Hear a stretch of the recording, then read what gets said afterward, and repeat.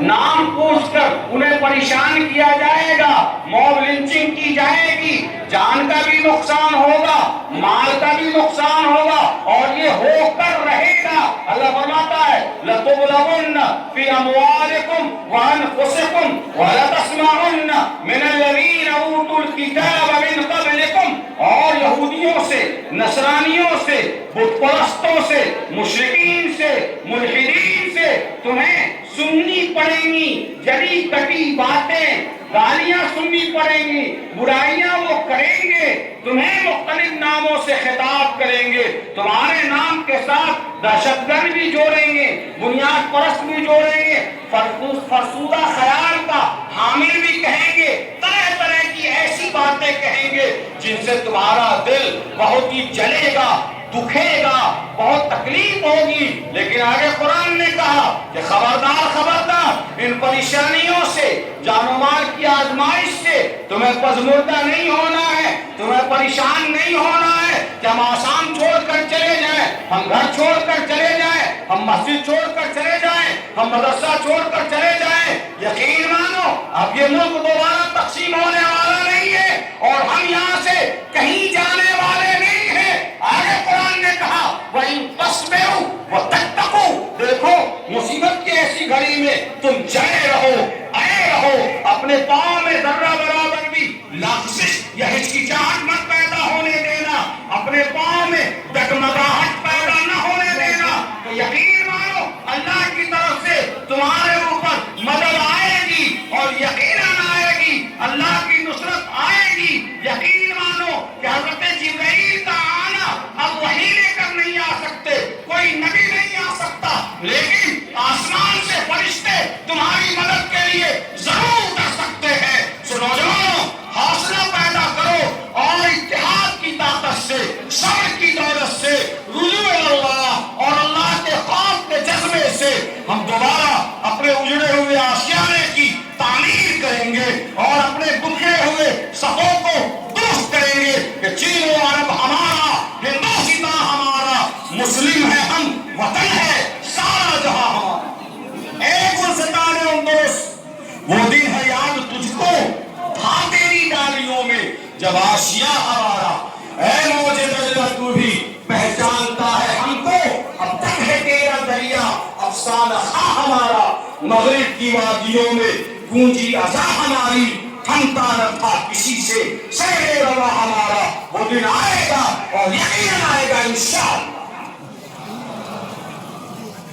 میرے نوجوان دوستو، ہمیں فرقہ پرستی اور جو ملک کی صورتحال ہے، جہاں تک سیاسی مختلف الفاظ ہیں، بہار میں، بنگال میں، آسام میں اور سرحدی علاقوں میں، یہ جملے کہہ کر اور الفاظ سے کھیل کر ہمارے حب الوطنی کا مذاق اڑانا چاہ رہے ہیں، ٹیسٹ کرنا چاہ رہے ہیں۔ ہمیں اس ٹیسٹ میں کھڑے رہنا ہے، جمے رہنا ہے، اور ان کی بیکار باتوں پر توجہ دیے بغیر، بھڑکے بغیر، مشتعل ہوئے بغیر ہمیں دو کام کرنا ہے۔ کریں گے انشاءاللہ؟ آپ اٹھائیے، کون لوگ کریں گے؟ میں عمارت شریعہ بہار اڑیسہ جھارکھنڈ اور عمارت شریعہ نارتھ ایسٹ انڈیا کو ایک سمجھتا ہوں، فکر ایک، رائے ایک، ذہن ایک، منصوبہ ایک، کام کرنے کا طریقہ ایک۔ اس لیے ہماری فکر میں ہم آہنگی ہے اور ہمارا ایک دوسرے سے انسجامی ارتباط ہے۔ میں دو پیغام دینا چاہتا ہوں، میرا وقت مختصر ہے اور مجھے اندازہ ہے کہ اس مختصر وقت میں مجھے کیا کہنا چاہیے۔ میرے بھائیو، پہلی بات تو یہ ہے کہ مسلمان اس ملک میں اگر عزت کے ساتھ، وقار کے ساتھ، تشخص کے ساتھ، داڑھی اور ٹوپی کے ساتھ، اور صلحاء اور بزرگوں کے لباس کے ساتھ، وضاقتہ کے ساتھ جینا چاہتا ہے اور اپنی نسل کو باقی رکھنا چاہتا ہے، تو مسلک اور برادری اور اونچ نیچ کے تمام اختلافات کو جوتے تلے روند دیجئے اور صرف ایک ہو جائے گی۔ کوئی یہ نہ بولے کلمۃ اللہ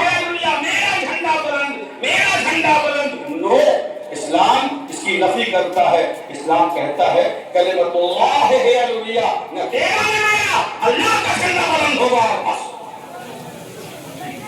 اس لیے اگر کوئی آدمی آقا صلی اللہ علیہ وسلم پر درود پڑھ رہا ہے اور وہ کھڑا ہو کر پڑھنا چاہتا ہے، تیری مرضی ہے تو پڑھ. کوئی بیٹھ کر پڑھنا چاہتا ہے وہ بیٹھ کے پڑھ رہا ہے، کوئی سوئے سے پڑھ رہا، کوئی چلتا ہوا پڑھ رہا، پڑھو. کوئی آدمی ہاتھ یہاں باندھ رہا ہے، کوئی آدمی ہاتھ یہاں باندھ رہا ہے، کوئی آمین زور سے کہہ رہا ہے، کوئی دھیرے سے کہہ رہا ہے. اس پر آپس میں رنجشیں پیدا کرنا، ایک دوسرے کی پگڑیاں اچھالنا، ایک دوسرے کو نیچا دکھانا، ایک دوسرے کے بزرگوں کو برا بھلا کہنا، یہ اسلامی تعلیمات کے خلاف ہے. اور ملک کے موجودہ حالات میں جو آدمی ایسی فکر رکھتا ہے وہ قوم کا خیر خواہ نہیں ہے، وہ قوم کا غدار ہے. اور یاد رکھو، ارے تمہیں نماز پڑھنا ہے، آمین دھیرے کہنا ہے یا زور سے کہنا ہے، میاں کہو تو صحیح. درود و سلام پڑھنا ہے، جگہ رہے ہو بیٹھ کر پڑھے یا کھڑے ہو کر پڑھے، میاں پڑھو تو صحیح. دنیا آسمان پہ کمندیں ڈال رہی ہے، ہندوستان کی ساری تنظیمیں مسلمانوں کو دربدر کرنے پر تلی ہے، اور یہ غلامان مصطفیٰ ہیں آج تک اس لفڑے کو حل نہیں کر سکے کہ درود و سلام کیسے پڑھنا ہے، بیٹھ کر پڑھنا ہے یا کھڑے ہو کر پڑھنا ہے. میرے بھائیوں، ایسے اختلافات کو ہمیں خاطر میں نہیں لانا ہے اور ہم سب کو بحیثیت امت واحدہ کام کرنا ہے. آپ اس کو ایک مثال سے سمجھ سکتے ہیں کہ آج کل شہروں میں بڑا بڑا اپارٹمنٹ بن رہا ہے، اپارٹمنٹ بن رہا ہے بڑا بڑا. بلال صاحب آپ جانتے ہیں اس میں ہر آدمی کا فلیٹ الگ الگ، ایک فلیٹ میرا بھی ہے، حضرت کا بھی ہے، حضرت کا بھی ہے، آپ کا بھی ہے.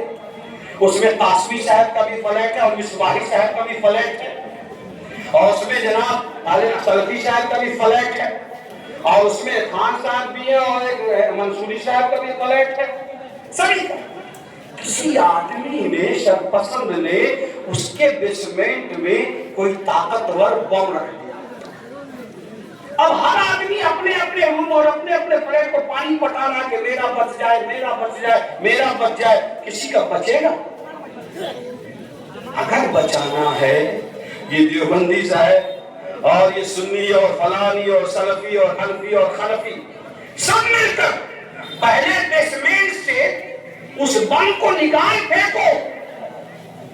جب اپارٹمنٹ بچے گا تو ہر ایک کا فلیٹ بھی بچے گا، اور اگر اپارٹمنٹ نہیں بچا تو کسی کا فلیٹ نہیں بچے گا.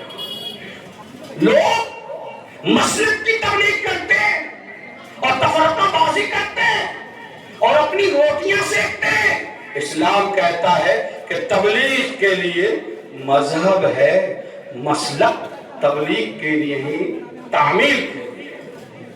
مسلک عمل کے لیے ہے، تبلیغ کے لیے نہیں ہے. تبلیغ کے لیے مذہب ہے. آپ مذہب اسلام کی تبلیغ کیجئے، مسلک پر تعمیر کیجئے، اس کو عمل میں لائیے اور ایک دوسرے کو نیچا نہ دکھائیے. تو پہلا کام ہمیں کرنا ہے کہ پوری قوم، پورا سماج، امیر بھی غریب بھی، ہمارے درمیان کوئی اونچا اور نیچا نہیں ہے. صاحب منصب بھی، سرمایہ دار بھی، وہ جمن میاں بھی، وہ رکشہ کھینچنے والا مسلمان، وہ کاشتکار مسلمان، وہ ہل جوتنے والا مسلمان، اور یہ شیخ الحدیث، سب کے سب آقا کے رسول آقا صلی اللہ علیہ وسلم کے غلام ہیں اور دیوانے ہیں، اور سب کے سب ایک ہیں کہ ایک ہی صف میں کھڑے ہو گئے. محمود و ایاز، نہ کوئی بندہ رہا، نہ کوئی بندہ نواز، دولت یا نسب یا خاندان کی بنیاد پر کوئی کسی کو نیچا نہیں دکھائے گا. آج کی تاریخ سے ہم اپنے پورے بڑا ضلع میں، پورے اطراف میں یہ ثابت کریں گے، ہمارے نوجوان علماء بھی اور بزرگان بھی، کہ ہم صرف اور صرف مسلمان ہیں اور کچھ نہیں ہے انشاءاللہ.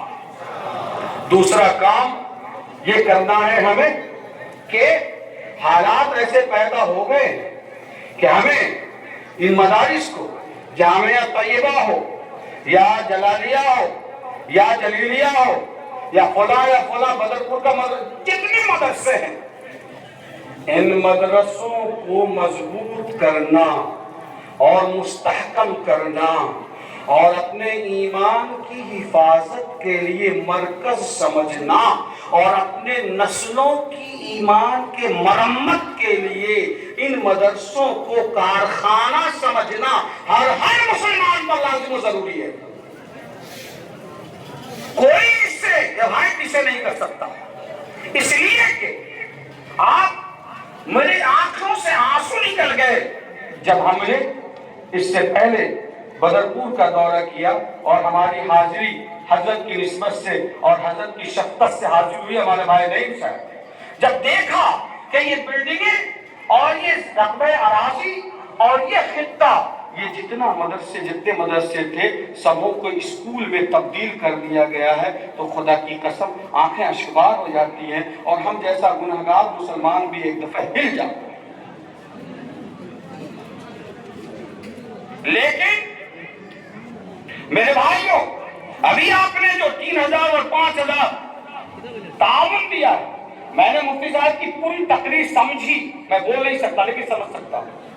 آپ نے جو تعاون دیا ہے، یقین مانیے کہ ایک طرف آسان اتراکھنڈ یو پی کے مدرسوں پہ تالے لگائے گئے، حضرت خود گئے تھے وفد میں اور ڈیلیگیشن میں، اور بات کی آفت ٹلی، پھر آفت آتی ہے، پھر ٹلتی ہے، پھر آ رہی ہے، نیتیں باغمہ درست نہیں ہیں۔ آپ سمجھ سکتے ہیں کہ اس کے پیچھے کیا ریزنز ہیں اور اس کے کاز کیا ہو سکتے ہیں، لیکن علماء کی جوتیوں کو سر پہ اٹھاؤ اور ان کے شکر گزار بنو، ان کی پگڑیوں کو آنکھوں سے لگاؤ کہ آسام کے اور ملک ہندوستان کے ایسے ماحول میں بھی جامعہ طیبیہ اور اس جیسے سینکڑوں ادارے الحمدللہ علوم النبوت کی خدمات انجام دے رہے ہیں، تو مجھے یقیناً یہ شعر یاد آ رہا ہے کہ ادھر آ ستمگر ہنر آزمائیں۔ تو ایک طرف مدرسوں کو بند کرنے پر تلا ہے اور دوسری طرف اللہ تعالیٰ ایسے اداروں کو، اتنے لوگوں کو اور اتنے علماء اور طلباء کو نکال رہا ہے کہ ادھر آ ستمگر ہنر آزمائے، تو تیر آزما ہم جگر آزمائے۔ الایمان یزید و ینقص، ایمان بڑھتا ہے۔ اس لیے میرے بھائیوں، ایسے مدرسوں کو مضبوط کرنا، اور یہ سمجھ لیجئے کہ ہم تبھی تک مسلمان ہیں اور ہماری نسل تبھی تک مسلمان رہے گی جب تک یہ ادارے، یہ مدرسے، یہ مکتب کھڑے رہیں گے اور کام کرتے رہیں گے۔ اگر میری باتوں میں کسی کو ذرہ برابر بھی شک ہو تو بہت زیادہ بیک ہونے کی ضرورت نہیں ہے، 1400 سال پیچھے جانے کی ضرورت نہیں ہے، 600 سال پیچھے جانے کی ضرورت نہیں ہے، آپ 100-200 سال پیچھے چلے اور ذرا رشیا کی تاریخ کا جائزہ لیں تو آپ کے یہاں جتنی کتابیں پڑھی جا رہی ہیں سب علماء ماوراء النہر نے لکھی ہیں۔ وہاں بخارا بھی وہی ہے، سمرقند بھی وہی ہے، تاشقند بھی وہی ہے، ترمذ بھی وہی ہے، سب وہی ہے جو روس کے زیر انتظام اور اس کے دائرے میں تھے۔ اور نوبت یہاں تک آئی کہ وہ شہر بخارا تاشقند کا علاقہ جہاں امام بخاری رحمت اللہ علیہ جیسی عظیم شخصیت نے صحیح البخاری کو جمع کیا اور جہاں انہوں نے لکھا، اور نیسابور کا علاقہ وہ پورا خطہ، آج ختم بخاری شریف بھی اس ادارے میں ہوا ہے، اس نسبت سے بھی جلسہ، جہاں وہ عظیم حدیث کی کتاب لکھی گئی اصح الکتب بعد کتاب اللہ صحیح البخاری، اس شہر کا عالم یہ ہوا کہ اگر کسی زبان سے کلمہ طیبہ لا الہ الا اللہ کی آواز آتی تو زبان تراش لی جاتی تھی، اگر کسی گھر سے قرآن کی آواز آتی تو گھر کو آگ کے حوالے کر دیا جاتا تھا۔ یہ واقعہ یہ فسانہ نہیں ہے، یہ درو مالائی قصے نہیں ہے، یہ واقعہ ہے اور مورخین نے لکھا ہے۔ اور جن مسجدوں میں حدیث کی ایسی کتابیں، ہدایہ جیسی شرح پاک کتابیں جن مقامات پر ان کے تقدس کو پامال کیا کمیونسٹوں نے۔ کلمہ پڑھنا جرم تھا وہاں۔ آپ کیا سمجھتے ہیں کہ ہمارے ہاں جامعہ طیبیہ جیسا ادارہ ہے؟ ارے کون کیا کر لے گا؟ کیا کہتے ہو قاضی صاحب؟ نہیں، تاشکند، سمرقند اور بخارا سے بڑھ کر کوئی علمی سرزمین نہیں ہو سکتی۔ وہاں کی صورتحال ایسی ہوئی ہے، جو لوگ ایمان کو بچا سکے وہ قبر کھود کر اور قبر کے اندر جا کر اوپر سے مٹی پاٹ کر ایک دوسرے کو کلمہ سکھاتے رہے۔ اور آج جب روس ٹکڑوں میں تقسیم ہو گیا ہے تو آپ دیکھ لیجئے وہی تاشکند جا کر، وہی تاجکستان اور ازبکستان اور قزاقستان میں جا کر وہ سب جب آزاد ہو گئے ہیں، حج میں ہم سے ملاقات کوئی غور کے غور لوگ آئے، ہم نے دیکھا یہ گورے گورے موٹے موٹے لوگ فقہ حنفی کے مطابق حرم شریف میں نماز پڑھ رہے ہیں۔ یقیناً یہ مصری تو نہیں ہوں گے، یقیناً یہ فلاں تو نہیں ہوں گے۔ پتہ چلا کہ یہ لوگ ازبکستان کے لوگ ہیں اور تاجکستان کے لوگ ہیں، سب فقہ حنفی میں عمل کرنے والے ہیں۔ الحمدللہ علی ذالک۔ میں یہ کہہ رہا ہوں کہ ایسے حالات آتے ہیں، اس لیے ہمیں پوری ثبات قدمی کے ساتھ اپنے مدرسوں کو کیا کرنا ہے؟ زور سے بولیے، زور سے بولیے، اتنے مدرسوں کو کیا کرنا ہے؟ مضبوط کرنا ہے۔ کریں گے انشاءاللہ، تعاون کریں گے انشاءاللہ، مدد کریں گے انشاءاللہ۔ ان علماء کی قدر کرو اور نہ پوچھیں خرقہ پوشوں کی، ارادت ہو تو دیکھ ان کو، یدے بیضا لیے بیٹھے ہیں اپنے آستینوں میں، اور تمنا درد دل کی ہے تو کر خدمت فقیروں کی، نہیں ملتا ہے گوہر بادشاہوں کے خزینے میں۔ سو میرے بھائیوں، اتحاد قائم کرنا ہے اور ان مدارس کو، مکاتب کو مضبوط کرنا ہے۔ امارت شریعہ کے علماء کا یہ پیغام ہے، اور میں بھی آپ کو یہ کہتا ہوں کہ کوئی مسجد ایسی باقی نہ رہے جہاں بچے اور بچیوں کے قرآن کریم کی تعلیم کے لیے مکتب کا نظام نہ ہو۔ مسجد نماز پڑھنے کے لیے بناتے ہیں بھی، کس لیے بناتے ہیں؟ اقامت صلاۃ کے لیے بناتے ہیں، لیکن نماز اس وقت تک قانوناً نماز ہو ہی نہیں سکتی جب تک نماز میں قرآن کریم کی تلاوت نہ ہو۔ ما تیسر من القرآن، قرآن کریم کا ایک بڑی آیت کے برابر یا 3 چھوٹی آیت سورہ کوثر کے برابر نماز میں تلاوت کرنا فرض ہے، واجب کی بات نہیں کرتا، فرض ہے۔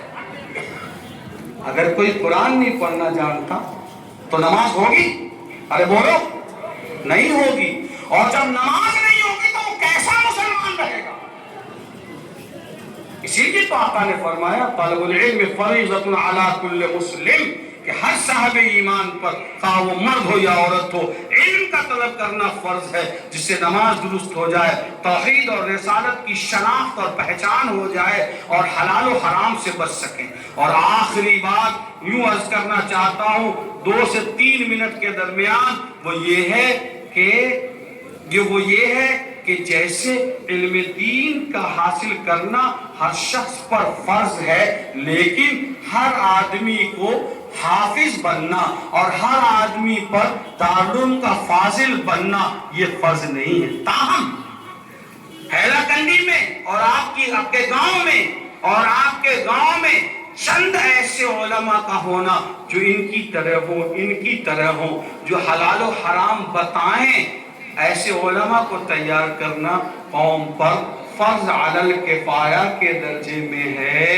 اگر ایسے علماء کو ہم نے تیار نہیں کیا اور حلال و حرام کی جانکاری ہم کو کوئی بتانے والا نہیں ہے تو سب گنہگار ہوں گے۔ اس لیے کہ علم قرآن کے بارے میں ہم نے اپنی نسلوں کو تیار کیا۔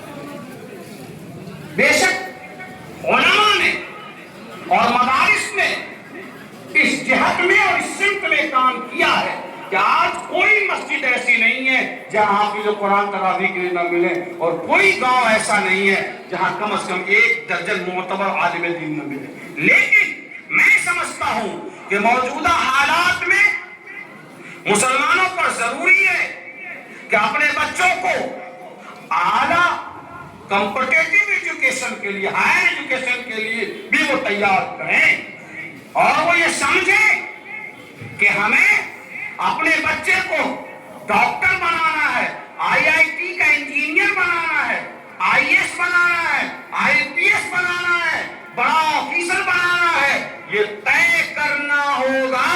اور معاشرے میں موجودہ حالات میں ایسے لوگوں کا ہونا، خاص طور پر مسلم کمیونٹی سے، جو ہمارے مسائل کو حل کر سکے، سائنٹسٹ بھی ہو، بڑا ڈاکٹر بھی ہو، بڑا انجینئر بھی ہو، یہ تیار کرنا بھی مسلمانوں پر لازم و ضروری ہے، اور اس کو فرض کفایہ کے درجے میں سمجھا جائے۔ اس کے بغیر ہم پاؤں سے پاؤں ملا کر اور ترقی کی رفتار میں آنکھ ڈال کر ہم اس ملک میں ترقی نہیں کر سکتے ہیں۔ ہم یہ سمجھتے ہیں کہ ملک میں اگر نفرتوں کی سیاست چل رہی ہے اور فرقہ پرستی کا طوفان ہے، جہاں مذہبوں کا نام لے کر زہر گھولنے کی کوشش کی جا رہی ہے اور نام پوچھ کر ایک دوسرے کو ستانے کی کوشش کی جا رہی ہے، وہ تیاری کر رہے ہیں کہ آنے والے دنوں میں ہم ایسا کر دیں گے۔ اے مسلمانوں، یہ اجلاس آپ کو کہتا ہے کہ آئندہ 10 سالوں کا ٹارگیٹ کرو۔ جو بچے ہمارے 10ویں جماعت میں، 12ویں جماعت میں، 11ویں جماعت میں ہیں، 9ویں جماعت میں ہیں، آپ ٹارگیٹ کرو کہ میرا یہ بچہ SP بنے گا، میرا یہ بیٹا DM بنے گا، میرا یہ بیٹا بریگیڈیئر بنے گا، میرا یہ بیٹا کمانڈر بنے گا، میرا یہ بیٹا بڑا ڈاکٹر بنے گا۔ 10 سال کا ٹارگیٹ کرو۔ ملک میں چلنے والی نفرتوں کے طوفان کا مقابلہ ہم ایجوکیشن، شکشا اور تعلیم کے اسلحہ سے کریں گے۔ نفرتوں کی تجارت کا سلسلہ بند کر دیں گے اور محبت اور اخلاق کے مٹھاس سے انشاءاللہ ہم دلوں کو فتح کریں گے۔ رہے نام اللہ کا، سب مطمئن رہیں گے اور امن و امان کا دورہ ہوگا۔ اتحاد، مدارس کی حفاظت اور اعلیٰ تعلیم کے لیے اپنے بچوں کو منتخب کرنا، کیا یہ کام کریں گے انشاءاللہ؟ خدا تجھے کسی طوفان سے آشنا کر دے کہ تیرے بحر کے موجوں میں اضطراب نہیں، تجھے کتاب سے ممکن نہیں فراغ کے، تو کتاب خواہ ہے مگر صاحب کتاب نہیں۔ وآخر دعوانا الحمدللہ رب العالمین۔ شکرا، جزاکم اللہ۔ نعرہ تکبیر، نعرہ تکبیر، احمد صاحب نائب قاضی شریف بہار اڑیسہ درخواست، دین اسلام، دین اسلام، ایام اسلامیہ طیبیہ، ایام اسلامیہ طیبیہ، نعرہ تکبیر، اللہ اکبر۔ ہمارے دوستوں